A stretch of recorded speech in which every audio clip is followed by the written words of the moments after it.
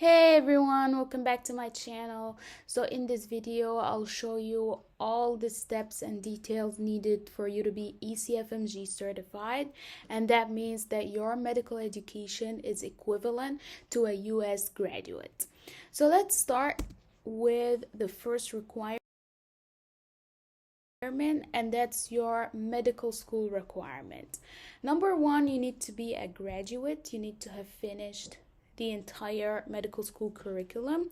So we need a final medical diploma, and that's gonna be affirmed by your medical school as it communicates with the ECFMG, as we're gonna see later.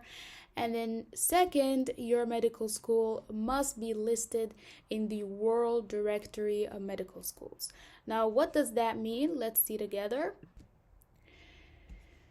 So here I am on the website for the World Directory of Medical Schools, and we want to check whether our medical school is listed there in order to satisfy this requirement.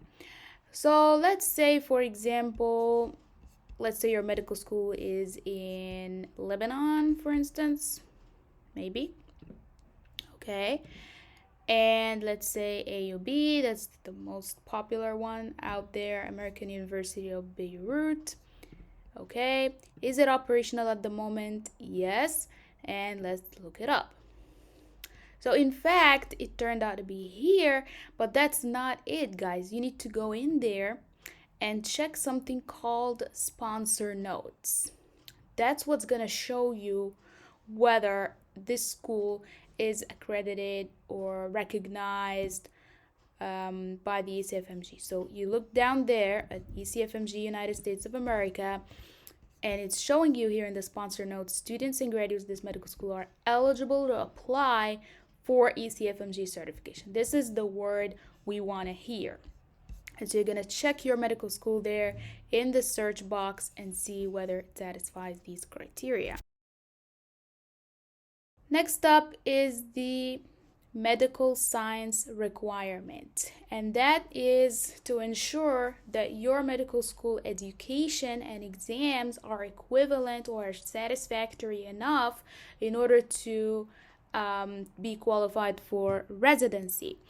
And this is through two standardized exams that I think most of you know: the USMLE Step 1, which tests your basic science, and USMLE Step 2 CK, which tests your clinical knowledge. For these, you need to apply for each separately, and that's probably the heaviest part of the ECFMG certification.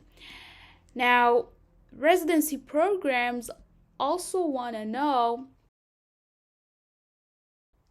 whether you can communicate with patients in proper English, since the United States of America, the first language would be English. So they want to make sure that you're able to do so and are not just that you have the clinical knowledge, but that you can get your message across to the patient.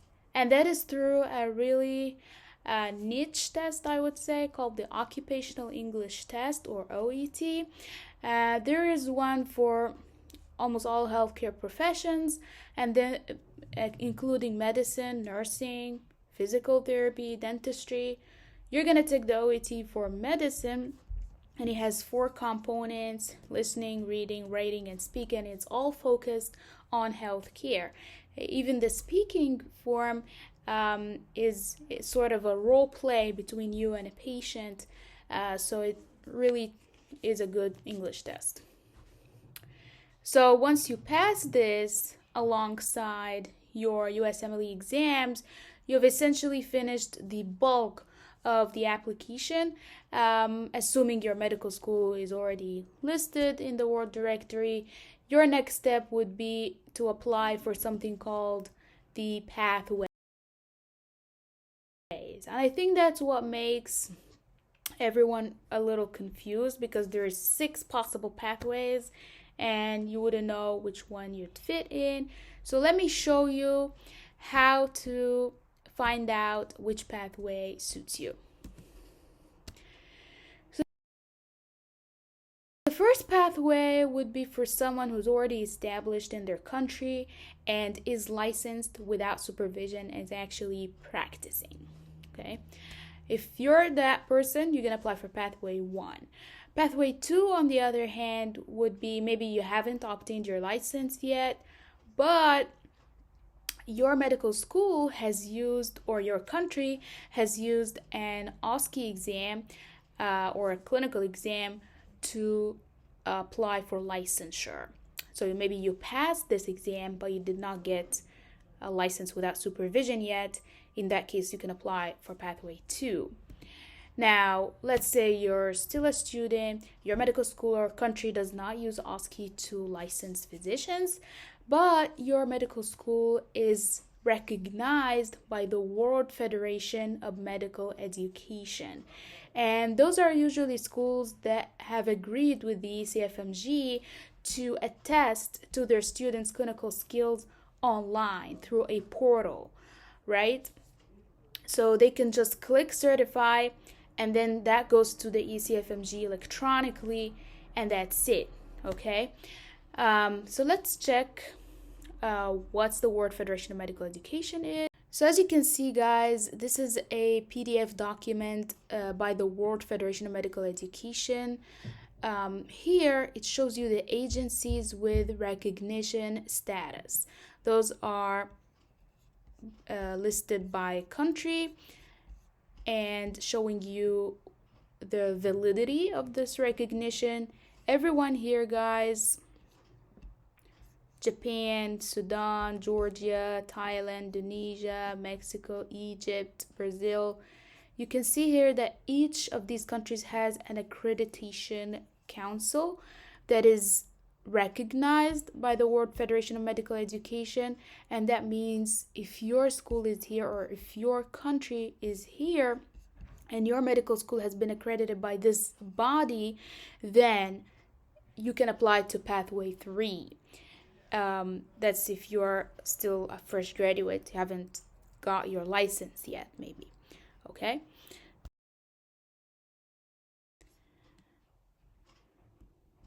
Now, an equivalent to Pathway 3 would be Pathway 4.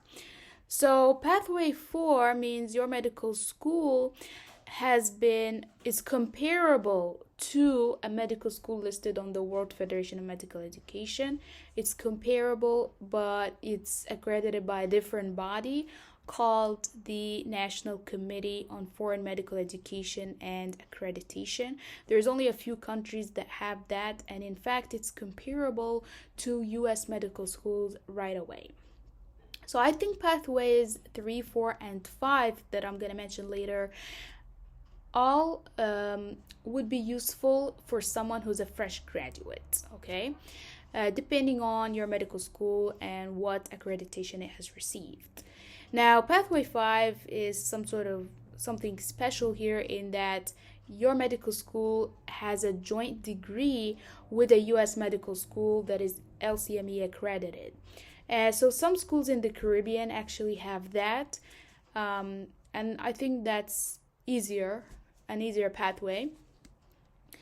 Finally, if you're not any of these, if you're not a licensed physician, your school didn't use OSCE for licensure, your medical school is not accredited, and neither of these 3 to 5 pathways, then your only option would be Pathway 6. And that also applies for people who have failed Step 2 CS where at the time it was operational. Now, what's Pathway 6? It's the mini SECS, okay? So I want you to imagine that, like this mnemonic or whatever, mini clinical evaluation exercise. What is that? So you're gonna have to go through 6 clinical scenarios and be evaluated by a licensed physician who has been practicing for the past 5 years at the least. This licensed physician may be in your country or whatever, but he should not be your relative. He has to assess you in a primary care or general practice setting, and would be happy to share their email with the ECFMG in case they need to make sure. So yeah, you might want to contact some of the physicians maybe professors at your school who are actually clinicians, have been practicing. You need 6 clinical encounters, but you may want to need more than one physician, because one physician cannot evaluate you for more than 2 scenarios. So yeah, pathway 6 is a little bit more cumbersome. Yeah, so how do you actually apply? Now that we know all the requirements for ECFMG certification, how do you actually apply for that? So you start out initially, even before applying for USMLE exams, you need to finish something called Form 186. That's something on the ECFMG website. After Form 186, you're going to go ahead and apply for the USMLE exams and take them, the OET and take it. After you finish all that, you're going to apply for the Pathways application. Keep in mind that you can actually apply for the Pathways application even before your OET scores are ready. But remember that OET scores are required for certification, so it's better to apply with everything ready, so you wouldn't have to wait all that time. Once all your documents are ready, you're going to go ahead to the Pathways and check. If you guys go to OASIS, or the International Web Applications on ECFMG, there is on the left side of the screen application for ECFMG certification. The first step of that application, even before you're eligible to take your USMLE exams, is something called Certification of Identification Form, Form 186. That's something you apply for just to make sure that you are an actual person, number one, and that you are in good standing at your medical school, and that you are real, you're not using any like some sort of a background check, stuff like that, to verify you first before actually moving on with the whole process and taking the USMLE exams. So you would need to notarize your documents, and it's pretty easy, but it's just a required step. That's Form 186. Full summary of the Pathways application that I've submitted, and I chose Pathways 3 to 5. You have to pay $925, which is a heaping amount. And then they're gonna do some processing. This processing involves receiving your OET scores, which means you'd have to release it from the OET website. And number 2, they're gonna contact your medical school to ask like an official at your medical school to attest to your clinical skills electronically, okay? And that's for schools in Pathways 3 to 5. And then after both of these requirements are ready, the decision would be whether it's accepted, approved, or not. Now, part of this approval would be that you've taken steps 1 and step 2 CK. That's another part, plus the pathways. So the pathways is about the clinical and communication skills. Communication skills, that's the OET. Clinical skills, that's your medical school. Now, clinical knowledge, or the medical science part, that's another component of ECFMG certification. So once this is approved, plus you took USMLE steps 1 and 2, then you can receive your ECFMG certificate. I hope that helped, guys. Let me know what you think. All the best.